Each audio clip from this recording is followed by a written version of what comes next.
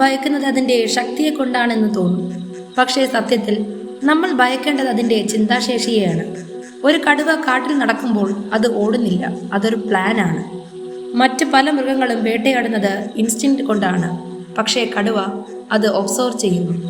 ഒരു മാൻ വെള്ളം കുടിക്കാൻ വരുന്ന സമയം അത് എവിടെ നിൽക്കും, എത്ര സമയം അവിടെ നിൽക്കും, ഇതൊക്കെ കടുവ മുൻകൂട്ടി പഠിച്ചിരിക്കും. അത് റാൻഡമായി അറ്റാക്ക് ചെയ്യുന്നില്ല, അത് പെർഫെക്റ്റ് മൊമെന്റ് കാത്തിരിക്കുന്നു.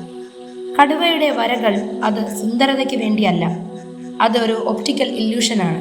കാട്ടിൽ വെളിച്ചവും നിഴലും അതിൻ്റെ ഇടയിൽ കടുവ ഓൾമോസ്റ്റ് ഇൻവിസിബിൾ ആയിരിക്കും. ഒരു മനുഷ്യന് 20 മീറ്റർ ദൂരത്ത് നിന്ന് പോലും കടുവയെ കാണാൻ കഴിയാതെ പോകാം. അതുകൊണ്ട് തന്നെ കടുവയുടെ ഏറ്റവും വലിയ ആയുധം അതിൻ്റെ പല്ലല്ല, അതിൻ്റെ അദൃശ്യതയാണ്. സിംഹങ്ങൾ പോലെ കൂട്ടമായി ജീവിക്കില്ല കടുവ, അത് ഒറ്റയ്ക്കാണ്. പക്ഷേ അതൊരു വീക്ക്നെസ് അല്ല, അതൊരു ഡിസിഷനാണ്. ഒറ്റയ്ക്ക് ജീവിക്കുന്നത് കൊണ്ട് അതിൻ്റെ ടെറിറ്ററി മുഴുവൻ അതിന് തന്നെ മനസ്സിലാക്കാൻ കഴിയും. അത് തൻ്റെ സ്ഥലത്തെ മാപ്പ് പോലെ അറിയും.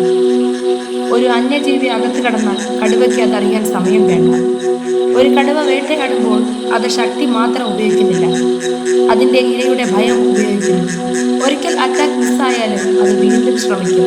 കാരണം അതിനറിയാം, ഭയം ഒരിക്കൽ കയറിയാൽ ആ മൃഗം വീണ്ടും കാമാകില്ല. അവിടെ നിന്നാണ് കടുവ ജയിക്കുന്നത്.